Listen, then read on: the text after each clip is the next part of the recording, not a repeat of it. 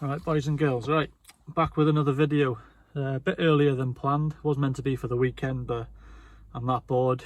Thought I'd get out and record some stuff. This one's, if you can see from the title, it's going to be about 5 things I dislike about the car. So I'll just give you a quick talk about what they are and things like that. Before I get started on that, first of all, I'd like to say a big thank you for all the support on the last video. It was really appreciated. A lot of good comments, feedback, no dislikes. Thank you for that. Subscribers have gone up pretty well for the first video. I'm quite happy with that as well. So yeah, keep that up, please. Keep them coming. So yeah, just going to drive somewhere a bit more private because I'm currently sitting in a random car park. So I'll get back to you. All right, found somewhere a little bit more quiet. Going to be doing this video from inside the car. I was going to walk around and point things out while I did my list, but you know what the UK's like. Starts fucking raining. It's like, oh, Higgins is out doing a fucking YouTube video. Why not piss on him? Fucking wanker. Anyway, so we're going to talk about 5 things I dislike about the Astra VXR. This is my Astra VXR. I don't know if it's the same for everyone. Obviously, as the years have gone on, they've probably progressed and changed. So we'll start at number 5. I touched on this in my introduction the other day. It's the seats. You can get the next model up and it's got adjustable bolsters. Mine doesn't have that and it absolutely pisses me off. It's not a major deal, I guess, but when you want to be fucking hugging in the seat when you're trying to swing it around corners, you fucking, you're wobbling around, not ideal. So if you're going to get the Astra VXR J, make sure you get the adjustable bolsters. That's a big recommend from me. Number 4, when you come to want to do the intake system, usually I'm a cheapskate and I'll just buy a Halford's comb filter, whack it on the end of the pipe. Where you go, you got turbo sounds, happy days.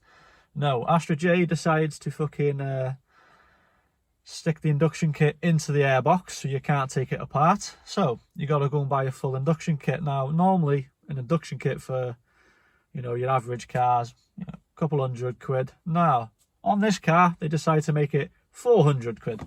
Oh, nice one. Even more skint I'm going to be now. But, I did pick the car, didn't really research it. So I'm going to have to spend £400. Right, so number 3. Oh, what's number 3? Yes, right, it's number 3. Number 3. When you get in this car, right, you sit here, you think, right, going to grab me seatbelt. As you lean back, you're thinking, where the fuck's the seatbelt? You look there. You've got to reach about 2 miles behind you to grab the seatbelt. So unless you've got fucking spaghetti long arms, it's a task. It absolutely, like, it's a tiny thing, but really pisses me off grabbing that seatbelt from a distance. Number 2. Some reason on the back of the car, where the number plate sits, there's like a big thing sticking out that says GTC on it. It's not a massive deal, but me, I like to have my number plate flush to the bumper, so I can't put it flush. I got this little surround thing on it, and it sticks out too far.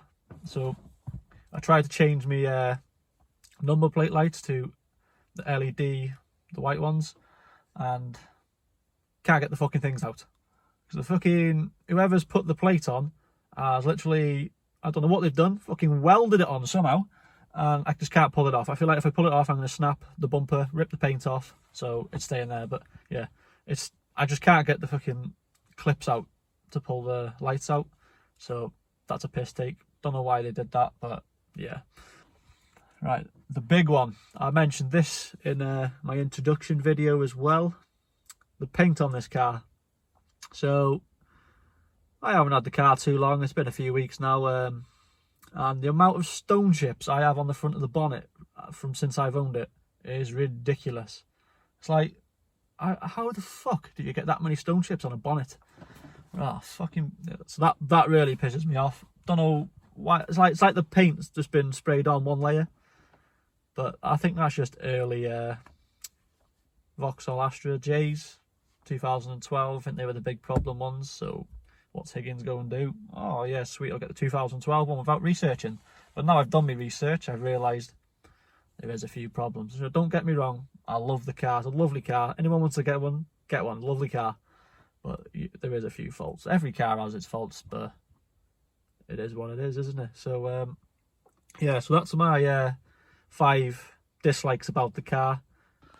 Yeah, just going to add one little rant to the end of this video. Right, if you're going to buy wind deflectors, make sure you put them in properly, because I was going down the M5 having a bit of fun with some Audi, and I opened the window a little bit, and my wind deflector on my driver's side decides it wants to snap in half and fucking fly away.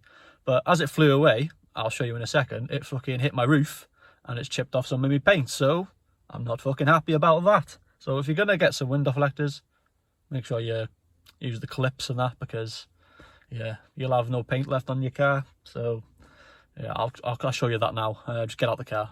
All right, now we're outside the car, right? So if you look here, if you look there, yeah, that's where my wind deflector hit. So you got to imagine we're going at some speed to be able to fucking rip the paint off the roof. Yeah, so it hit came down here.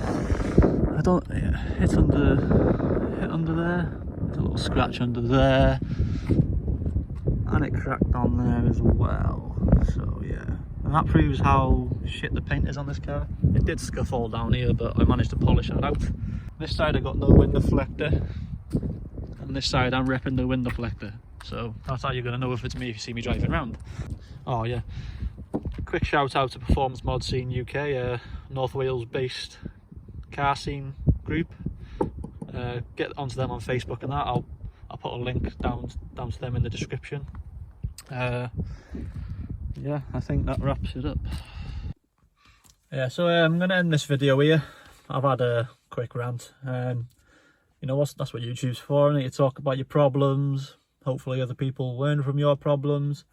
Me, I don't learn from any problems. I create problems and I carry on creating problems for myself.